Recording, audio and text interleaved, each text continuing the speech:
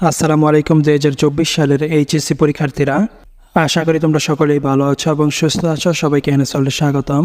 তোমরা যারা 2024 সালের এইচএসসি পরীক্ষার্থী আছো, তোমাদের সকলের মনে কিন্তু একটি প্রশ্ন ঘুরপাক খাচ্ছে, আর সেটি হচ্ছে তোমাদের যে সকল পরীক্ষা অনুষ্ঠিত হয়নি ওই সকল পরীক্ষার ফলাফল কিভাবে নির্ণয় করবে। আজকের ভিডিওটিতে আমি এই বিষয়টি নিয়ে বিস্তারিত আলোচনা করব, তাই অবশ্যই ভিডিওটি না টেনে সম্পূর্ণ দেখতে থাকো এবং চ্যানেলে নতুন হয়ে থাকলে চ্যানেলটিকে সাবস্ক্রাইব করে পাশে থাকা বেল আইকনটি অন করে নিবা। আর যদি ইতিমধ্যেই সাবস্ক্রাইব করে থাকো তাহলে থ্যাংক ইউ সো মাচ। তো চলো এখন মূল বিষয়টি নিয়ে আলোচনা করা যাক। তোমরা কিন্তু এখানে দেখতে পাচ্ছ দ্য ডেইলি ক্যাম্পাস, জেএসসি ও এসএসসির সমন্বয়ে যেভাবে তৈরি হবে এইচএসসির ফল, এই শিরোনামে একটি প্রতিবেদন প্রকাশ করেছে। এবং তারপর দেখো নিচে বিস্তারিত দেওয়া আছে সাবজেক্ট ম্যাপিং পদ্ধতিতে জেএসসির 25 ও এসএসসির 75 নম্বরের সমন্বয়ে চলতি বছরের এইচএসসি পরীক্ষার ফল তৈরি হবে।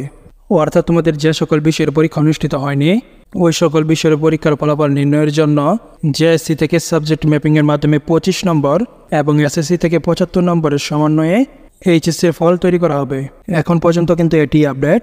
এবং তারপর দেখো নিচে আবারও বলা আছে, শিক্ষা বোর্ড সূত্রে জানা যায় যে বিষয়গুলোর পরীক্ষা হয়নি সেই বিষয়গুলোর ক্ষেত্রে জেএসসিতে প্রাপ্ত নম্বরের 25% এবং এসএসসিতে প্রাপ্ত নম্বরের 75% ধরে ফল তৈরির প্রস্তাব করা হয়েছে।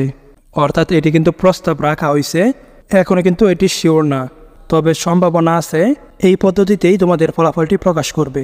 কেননা পূর্বে যখন 2020 এবং 21 সালে করোনা মহামারীর কারণে যখন এইচএসসি পরীক্ষা নেওয়া সম্ভব হয়নি, তখন কিন্তু এই পদ্ধতির মাধ্যমেই ফলাফল নির্ণয় করা হয়েছিল। তাই স্বাভাবিকভাবেই বলা যায় তোমাদের ক্ষেত্রেও এই পদ্ধতি অবলম্বন করেই এইচএসসির ফলাফলটি নির্ণয় করা হবে। অর্থাৎ জেএসসি থেকে তোমার প্রাপ্ত নম্বরের 25% এবং এসএসসি থেকে তোমার প্রাপ্ত নম্বরের 75% নিয়ে দুইটার সমন্বয় করে কিন্তু এইচএসসির ফলাফলটি তৈরি করবে। আশা করি তোমরা বিষয়টি বুঝতে পারছো। আজকের ভিডিওটি এ পর্যন্তই।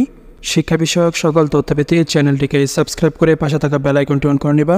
আবারও দেখা হবে নতুন আরেকটি ভিডিওতে। ততক্ষণ পর্যন্ত সকলেই ভালো থাকবে এবং সুস্থ থাকবে। আল্লাহ হাফেজ।